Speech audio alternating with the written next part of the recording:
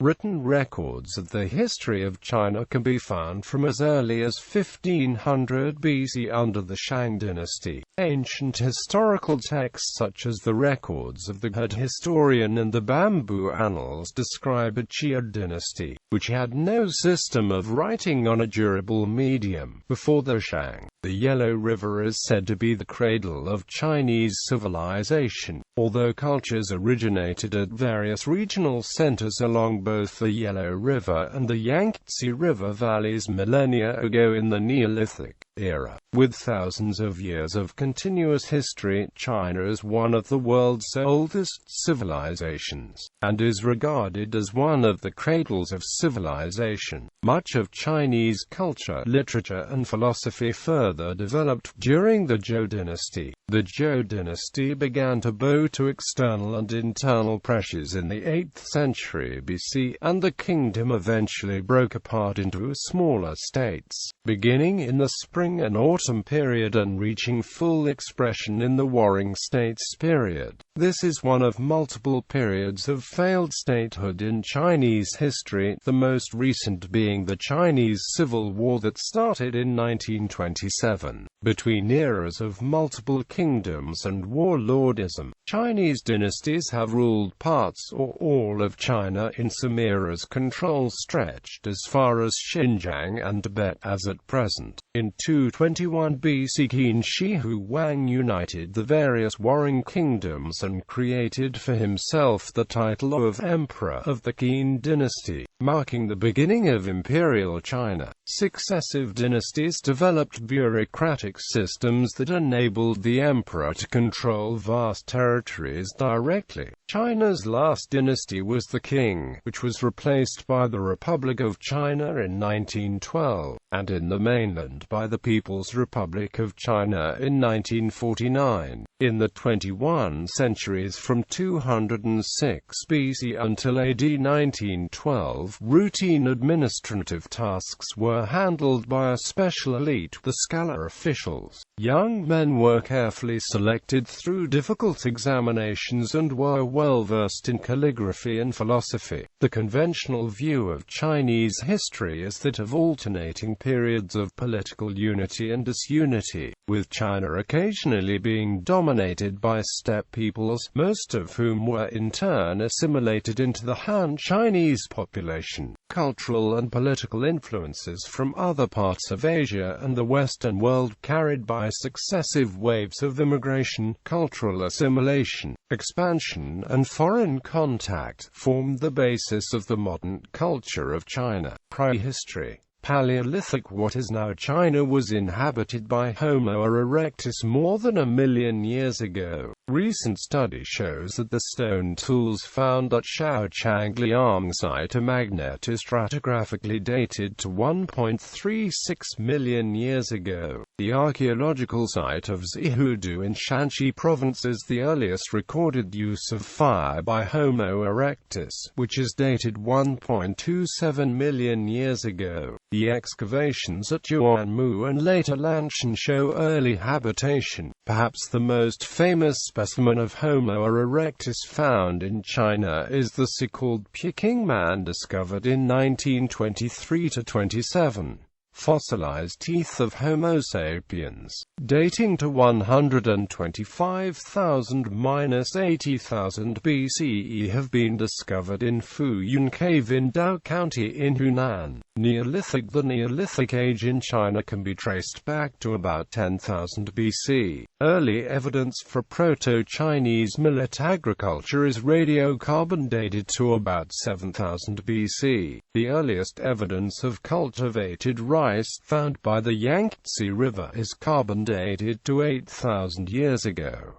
Farming gave rise to the Jiahu culture. At Damai in Ningxia, 3,172 cliff carvings dating to 6,000–5,000 BC have been discovered, featuring 8,453 individual characters such as the sun, moon, stars, gods and scenes of hunting or grazing. These pictographs are reputed to be similar to the earliest characters, confirmed confirmed to be written Chinese. Chinese proto-writing existed in Jiahu around 7000 BC, dating even from 5800 BC to 5400 BC, Damaidi around 6000 BC, and Banpo dating from the 5th millennium BC. Some scholars have suggested that Jiahu symbols were the earliest Chinese writing system. Excavation of a Peligang culture site in Xinsheng County, Henan, found a community that flourished in 5500 to 4900 BC, with evidence of agriculture, constructed buildings, pottery, and burial of the dead. With agriculture came increased population, the ability to store and redistribute crops, and the potential to support specialist craftsmen and administrators. In late Neolithic times, the Yellow River Valley began to establish itself as a center of Yangzhou culture, and the first villages were founded. The most archaeologically significant of these was found at Banpo, Xin. Later, Yangzhou culture was superseded by the Longshan culture, which was also centered on the Yellow River from about 3000 BC to 2000 BC. Bronze Age bronze artifacts have been found at the Majayao culture site. The Bronze Age is also represented at the Lower Qiajadian culture site in northeast China.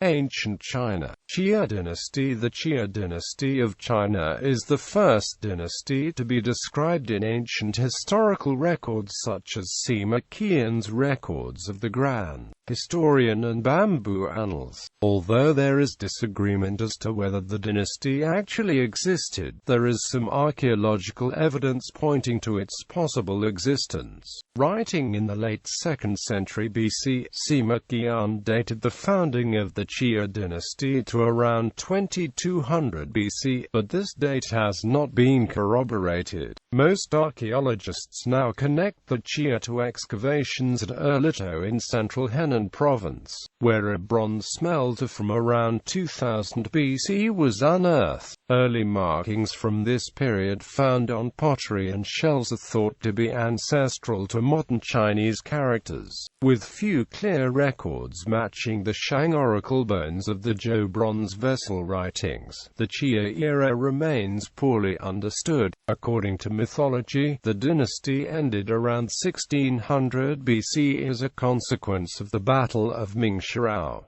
Shang dynasty capital, Yin, near and Yang. Archaeological findings providing evidence for the existence of the Shang dynasty, c.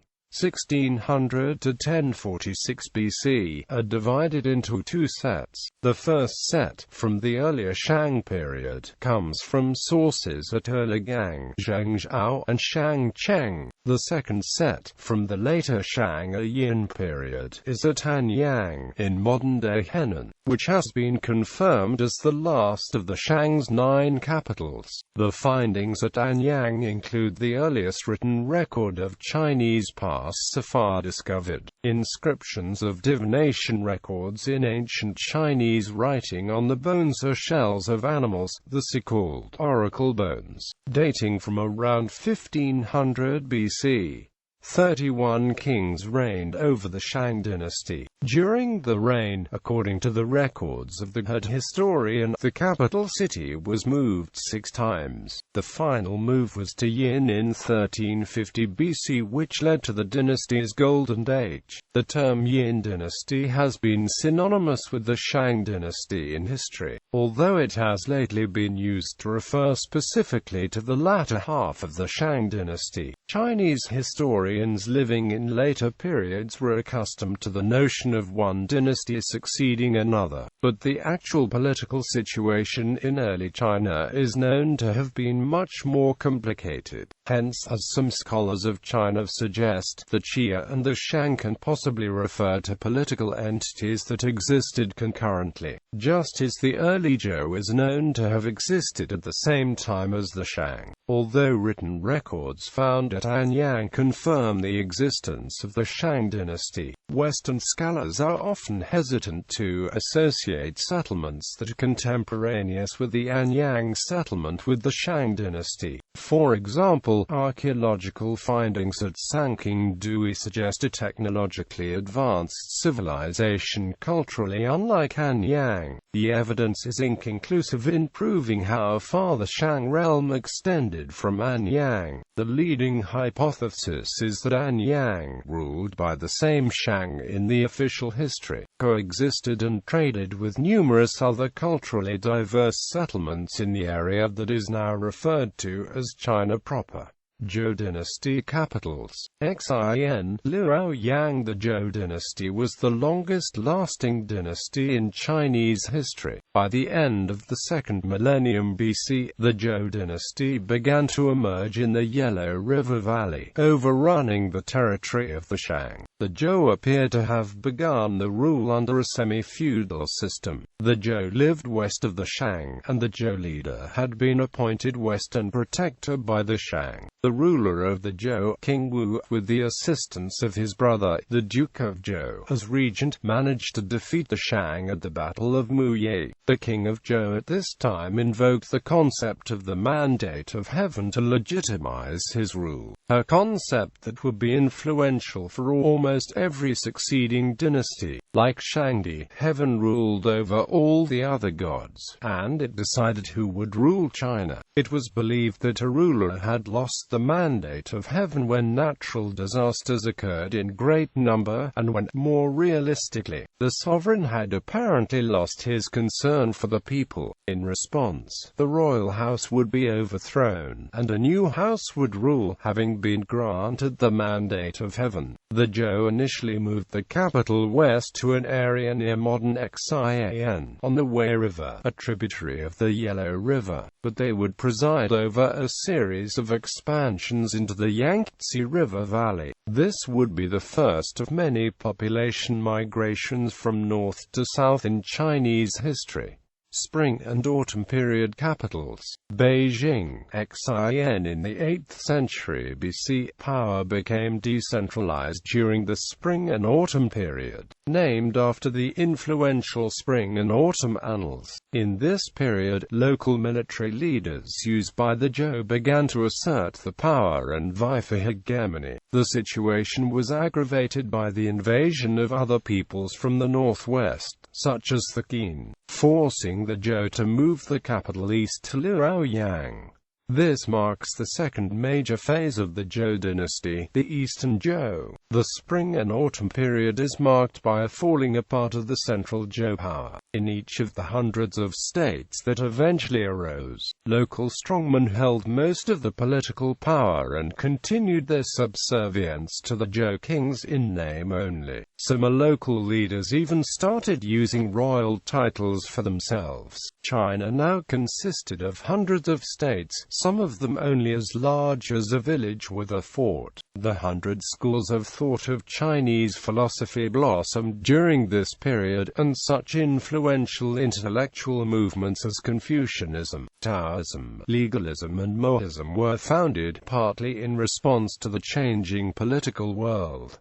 Warring States period capitals. Several after further political consolidation, 7 prominent states remained by the end of 5th century BC, and the years in which these few states battled each other are known as the Warring States period. Though there remained a nominal Zhou king until 256 BC, he was largely a figurehead and held little real power, as neighboring territories of these warring states, including areas of modern Sichuan and Liaoning, were annexed. They were governed under the new local administrative system of commandery and prefecture. This system had been in use since the Spring and Autumn period, and parts can still be seen in the modern system of Sheng and Amjian. The final expansion in this period began during the reign of Yingzheng, the king of Qin, his unification of the other 6 powers, and further annexations in the modern regions of Zhejiang, Fujian, Guangdong and Guangxi in 214 BC, enabled him to proclaim himself the first emperor.